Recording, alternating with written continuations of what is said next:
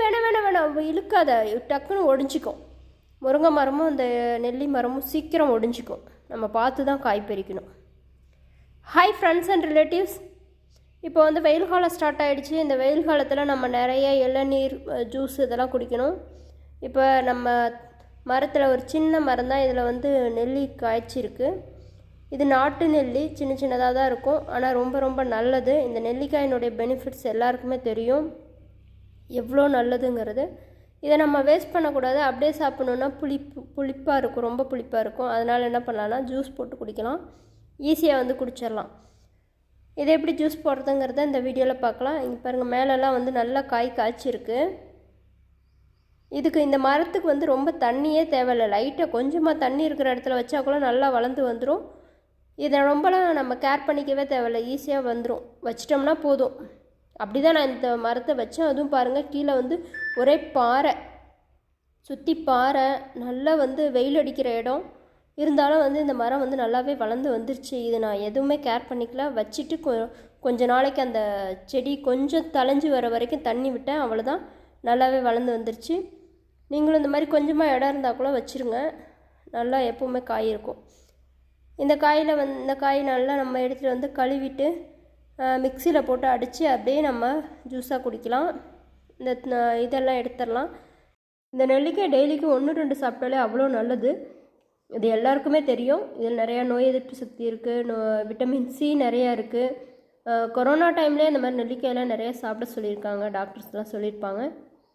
இப்போ நமக்கு கிடைக்கும் போது இதை வந்து நம்ம சாப்பிட்லாம். இது ரொம்ப புளிப்பாக இருக்குங்கிறதுனால மேக்ஸிமம் யாரும் சாப்பிட மாட்டோம். இதை என்ன பண்ணிடலான்னா, அந்த மாதிரி கொண்டு வந்து க்ளீன் பண்ணிவிட்டு நல்லா மிக்சியில் விட்டு, விதையெல்லாம் எடுக்கவே வேணாங்க. விதையெல்லாம் பாருங்கள் சைடில் நின்றுச்சு. இந்த மாதிரி ஒரு டம்ளர் தண்ணி விட்டு ஒரு அரை விட்டு நம்ம அப்படியே வடிகட்டியே குடிக்கலாம், ரொம்ப நல்லது. ஸோ ரொம்ப சிரமப்பட்டு நம்ம ஜூஸ் போட்டு குடிக்க தேவையில்ல, அப்படியே கொண்டு வந்து இதையெல்லாம் எடுக்க தேவையில்ல, அப்படியே மிக்சியில் ஒரு அரைச்சி இந்த மாதிரி வடிகட்டிட்டு இதோட கொஞ்சம் உப்பு கலந்து அப்படியே குடிக்கலாம், அதுவும் நல்லா தான் இருக்கும். இதோட கொஞ்சம் நாட்டு சக்கரை, உப்பு கொஞ்சம் நாட்டு சக்கரை கொஞ்சம் சேர்த்து குடித்தாலும் நல்லாயிருக்கும். ஸோ எப்படினாலும் குடிக்கலாம், நல்ல டேஸ்ட்டாகவும் இருக்கும், நல்லா ஹெல்த்தியான ஒரு ஜூஸும் கூட. ஸோ நீங்களும் வந்து இதே மாதிரி ட்ரை பண்ணி பாருங்கள், இந்த மாதிரிலாம் குடித்து ஆரோக்கியமாக இருங்க.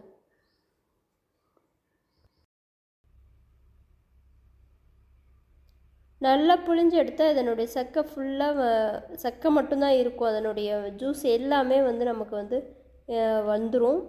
இந்த மாதிரி கொஞ்சமாக நான் வந்து உப்பு போட்டுட்டு இது நாட்டு சக்கரை கொஞ்சம், ரெண்டுத்தையும் போட்டு நல்லா மிக்ஸ் பண்ணிவிட்டு குடித்தோம்னா சூப்பராக இருக்குங்க.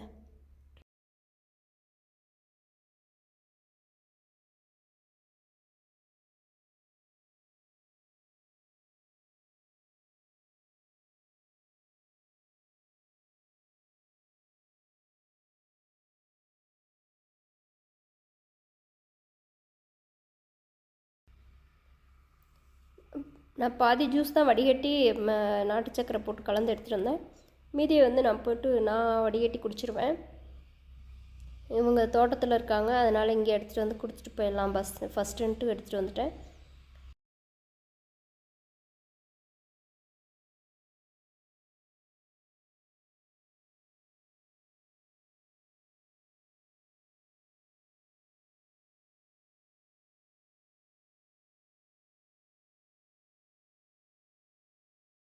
ஓகே, வீடியோ வாட்ச் பண்ணதுக்கு தேங்க்யூ.